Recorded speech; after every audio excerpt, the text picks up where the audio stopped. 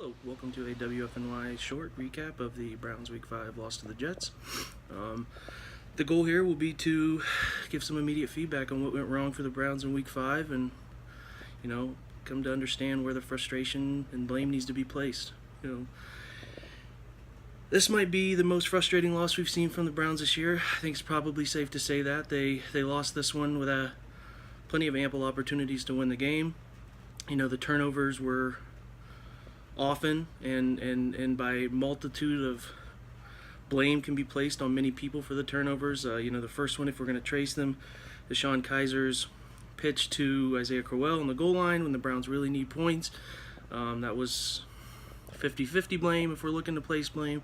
The ball hits Crowell's hands. I think he needs to make that play. The second interception, or the second turnover, the interception by Kizer on the goal line, Marcus May jumped the flat route to the valve. That's just got to be a better ball. I think it has to be right on the pylon. It was a step behind, and May made a really nice play on it. Overall, offensively, if we're going to look at the Browns, it's just there's a lot of things that are going on, and a lot of things that are going wrong today. The difference was the red zone offense was really anemic when they needed it most. Kizer's uneven first half performance led to a decision to yank him in the second half in favor of Kevin Hogan.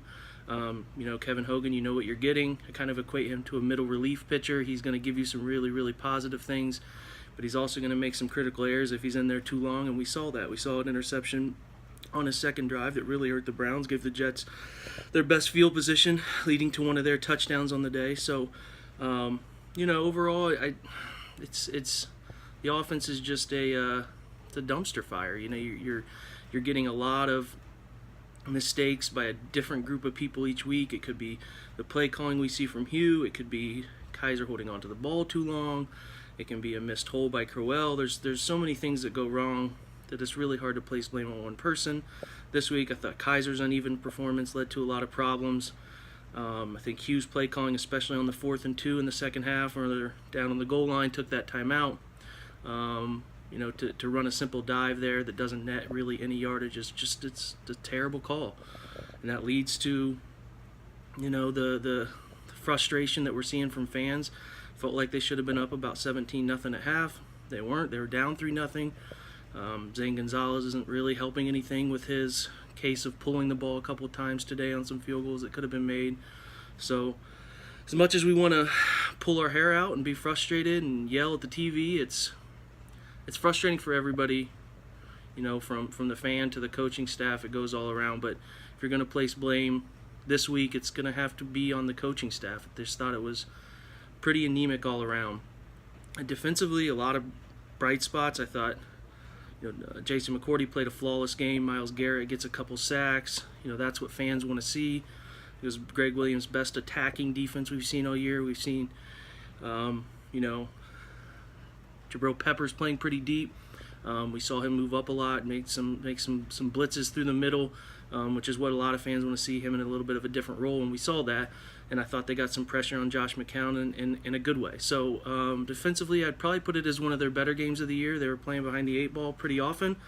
They did enough to win, put it that way. I thought they did enough to win. They didn't cover tight ends well, but dealing with young linebackers, missing Jamie Collins still, that's what you're going to get. They stopped the run, only allowed 34 yards, kept Elijah and Bilal Powell, under wraps all day. Even in the passing game, I thought they did enough to win. It's just offensively, the decision to pull DeShone Kizer in the second half, it's really hard to justify because, Hugh and DeShone are attached at the hip, and we're just seeing DeShone's confidence go down more and more each week, and it's really hurting the development that we can see from a long-term play. I just don't think Kevin Hogan is going to be that long-term answer. So overall, frustrating. Felt like the Browns had every opportunity to win that game. It was there for the taking.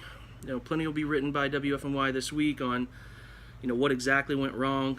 Knee-jerk reaction is that they played well enough to win. They just made critical mistakes when they couldn't. So, pay attention to Twitter this week and some of the articles that the staff here puts out, and we'll try to break it down for you. But as a fan, I know it's really frustrating, and I'm not sure that there's much confidence that I could have in this staff going forward. So, keep your eye out.